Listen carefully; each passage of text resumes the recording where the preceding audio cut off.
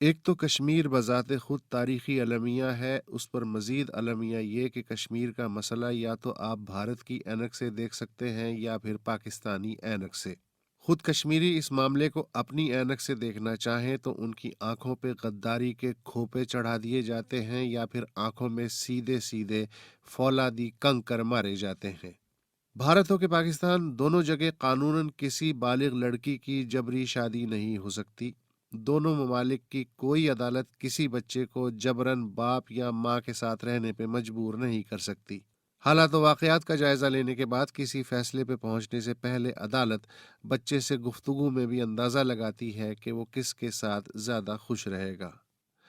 لیکن ایک پوری قوم اور خطے کو یہ حق حاصل نہیں کہ وہ اپنی مرضی سے اپنے مستقبل کا تعین کر سکے۔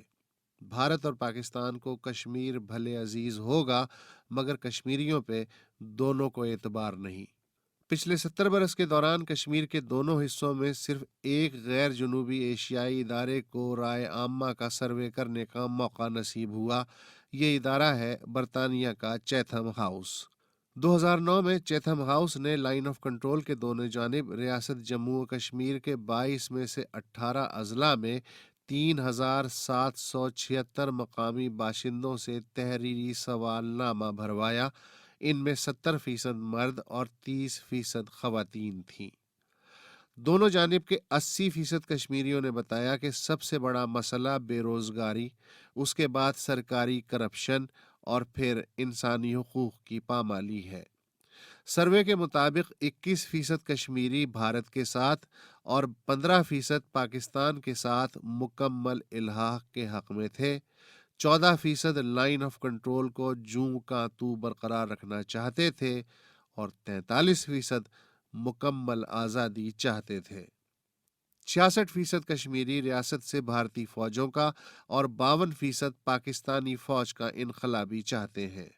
75% کشمیری سمجھتے ہیں کہ اگر معاملہ کشمیریوں پہ چھوڑ دیا جائے تو وہ بات چیت کے ذریعے اپنے مستقبل کے بارے میں کسی مثبت فیصلے تک پہنچ جائیں گے۔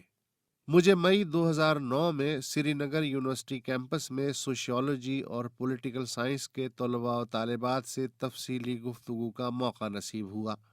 لب لباب یہ تھا کہ کشمیر کی پوری ریاست کو اگر فن لینڈ یا سوئٹزرلینڈ کی طرز پہ ایک غیر فوجی و غیر جانبدار کھلے ملک کا سٹیٹس مل جائے تو کشمیری بھارت اور پاکستان کو دل سے چاہنے لگیں گے اور یہ خطہ محض نام کا نہیں بلکہ کام کا جنت نظیر ہو جائے گا۔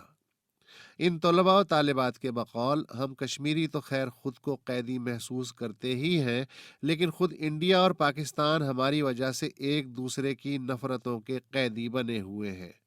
اگر دونوں ممالک واقعی آزاد ہونا چاہتے ہیں تو ان کی آزادی کا راستہ وادی سے گزرتا ہے۔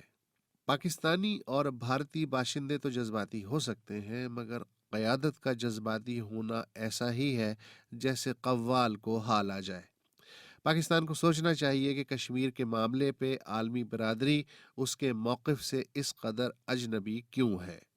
بھارت کو سوچنا چاہیے کہ کشمیر بھلے بھارت کے کل رقبے اور آبادی کا 20% سے کم ہی صحیح، مگر کشمیر وہ کنستر ہے جو بھارت کی پشت سے مسلسل بندھا ہوا ہے اور جب جب بھارت چلے گا کنستر پھٹا پھٹ کرے گا۔ کیا دیکھنے اور سننے میں یہ کوئی اچھا منظر ہے؟ اور اس پہ المیہ یہ کہ کشمیریوں کو سعادت حسن منٹو کا ٹوبا ٹیک سنگھ بننے کی اجازت بھی نہیں، جو نہ انڈیا جانا چاہتا تھا نہ پاکستان میں ٹکنا چاہتا تھا، وہ تو بس درخت پہ رہنا چاہتا تھا۔